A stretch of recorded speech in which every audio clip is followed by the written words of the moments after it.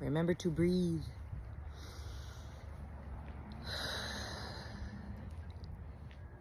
This is a very relevant story, but if you are not in a place where you are recognizing triggers as pointing the way to a wound that needs to be healed, if you are still in a place where triggers need to be avoided or protected, you might want to scroll.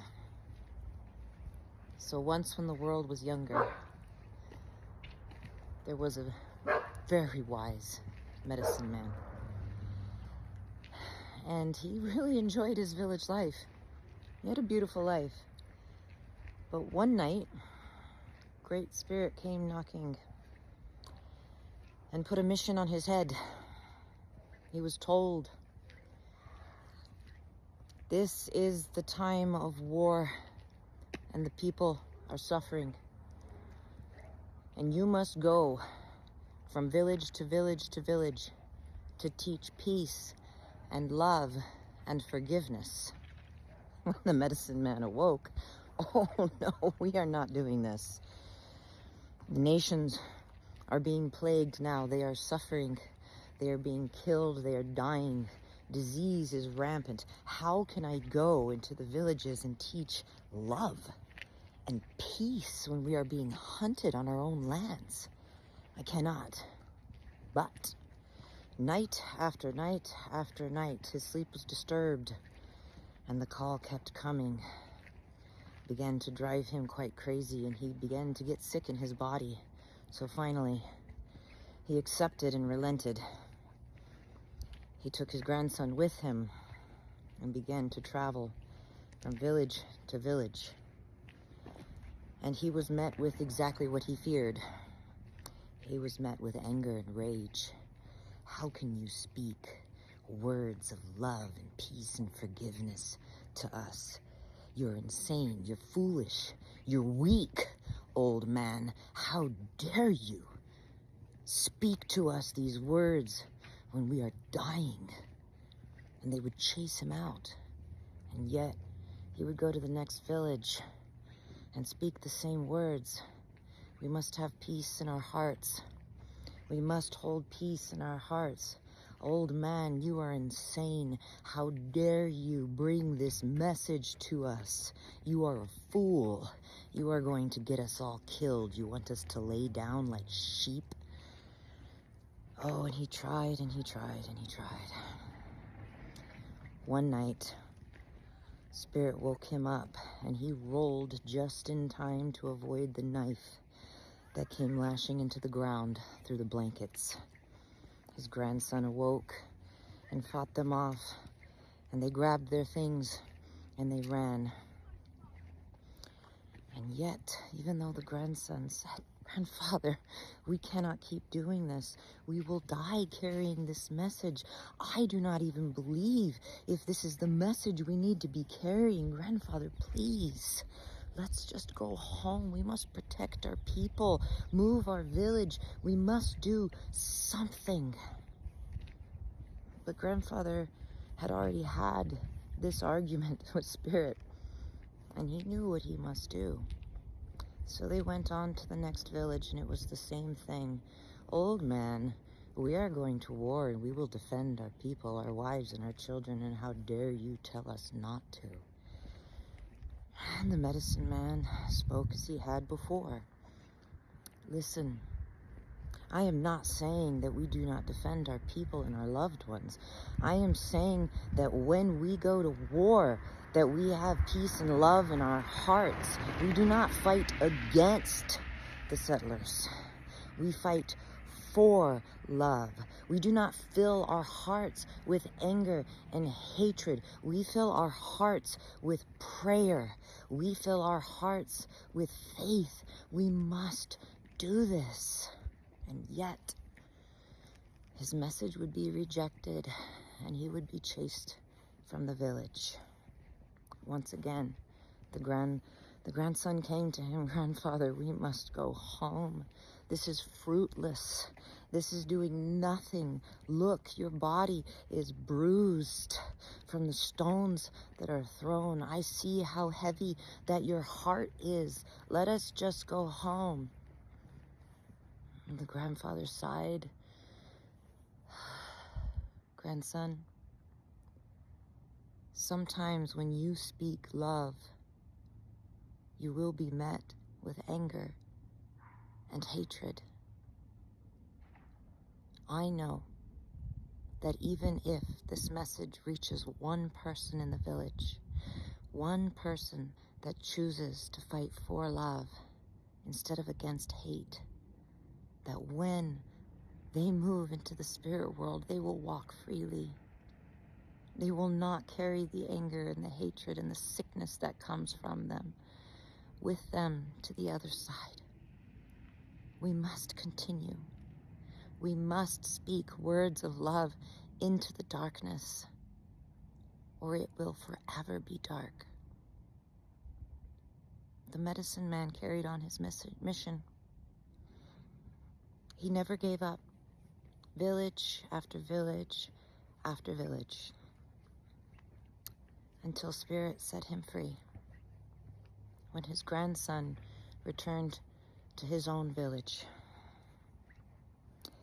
he returned strong and in faith, and he told stories of the awe and wonder he carried from his grandfather that never gave up, for his grandfather that lived the rest of his life being scorned and laughed at, humiliated and chased away by his own brothers and sisters for the message that he carried.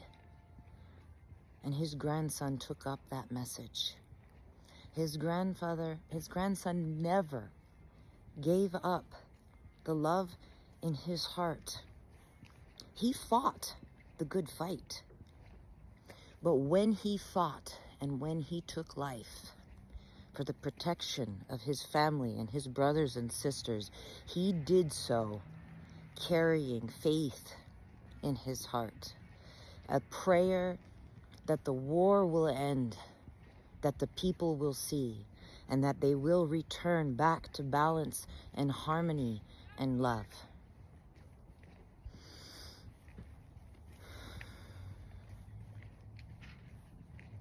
I put out a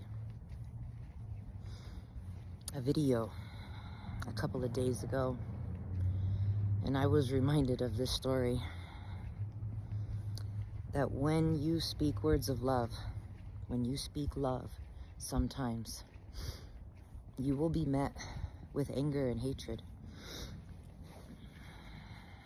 And it gave me pause, and it hurt. And I struggle very often to not take things personally. I know it's not personal that people have hurt. And I remember the words of this medicine man. To speak words of love, it's not always received. It's not always appreciated. There were quite a few comments saying that I was condoning abuse and abusers, that it wasn't going to be okay. It was never going to be okay. And it brought sadness to me. I've been working through it because I do believe that triggers are there to show us where something is not healed. It made me remember how much fear I carry still to tell these stories, to bring a message of hope and faith, to keep to the path.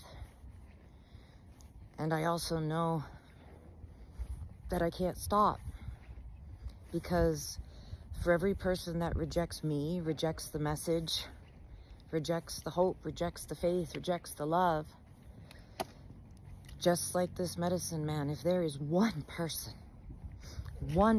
that hears the message, one person that takes up the call, one person that opens instead of closes, and I must remind myself that it is worth it.